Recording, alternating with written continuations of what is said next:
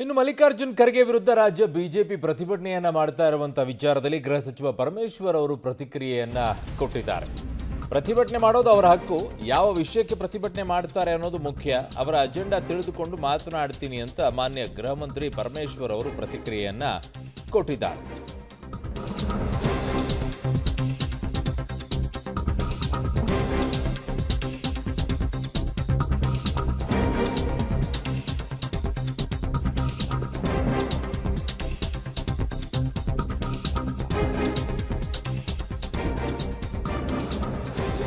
ಖರ್ಗೆ ವಿರುದ್ಧ ರಾಜ್ಯ ಬಿಜೆಪಿ ಪ್ರತಿಭಟನೆ ಮಾಡ್ತಾ ಇರೋದಕ್ಕೆ ಗೃಹ ಸಚಿವ ಜಿ ಪರಮೇಶ್ವರ್ ಪ್ರತಿಕ್ರಿಯೆಯನ್ನ ಕೊಟ್ಟಿದ್ದಾರೆ.